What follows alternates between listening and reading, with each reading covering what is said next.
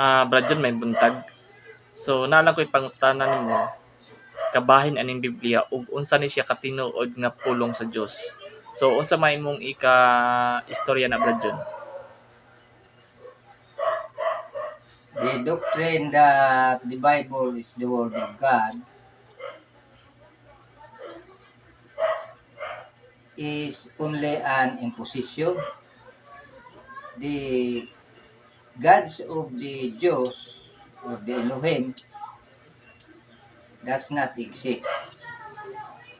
The Bible itself does not prove that the gods of the Jews or the Elohim exist. That does not prove, the Bible does not prove that the gods of the Jews exist. So it cannot be the Word of God. When you read the Bible, it is the writer that speaks because of the phrase that says, and God said, and Moses said, and other writer said, and God said. That phrase means that the writer speaks. The writer introduces God as the speaker, and he introduces Moses as the speaker. It is only a story. The doctrine that the Bible is the Word of God is only an imposition. Mura na siya kuan siya Brad John, ang Biblia mura siya mahog na siya og fictional story. Fiction. Fiction. Actually, when you read the Bible, there are historical uh, records. But when we talk about God of the Bible, that is already a myth.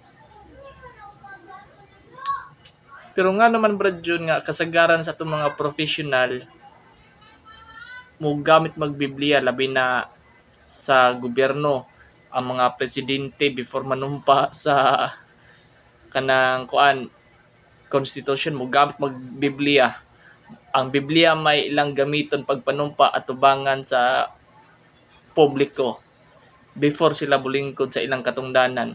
So, unsa man gyud ka powerful ang Biblia sa atong kalibutanong kinabuhi Brad John? The people are imposed upon by the religious teachers that the Bible is the Word of God without examining what the Bible says. And if you will say that the president will take oath putting his hands on the Bible, it is partial. He has favoritism. Ano kaingon man ka Brad John nga naay favoritism? He only put his hands on the Bible. It has a meaning that he is only the president of the Christians, not to the Muslims. So, bot pasabot Which na has mo. So, ito pa, bot pasabot na mo. Ug mo take out siya dapat Biblia, Quran, ug mga Biblia sa mga protestante. yes, that is good if that is the way the president will take off. He will put the Quran on the table, Bible on the table, and above it is our constitution. His hands must be on the on the book of the constitution, Not the Bible. not on the Bible.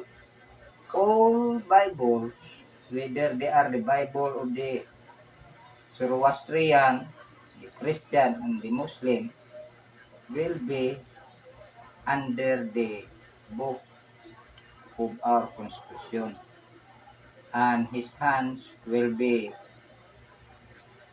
placed on the constitution to mean that all these Bibles or religious books are under the protection of the constitution.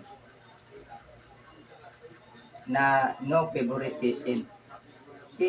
That means he is the president of the Muslim, he is the president of the Zoroastrians and the Christian.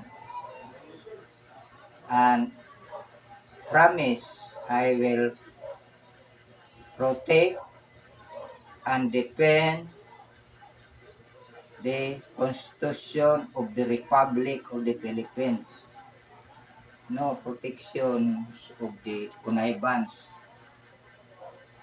He will protect all the people. Okay, thank you.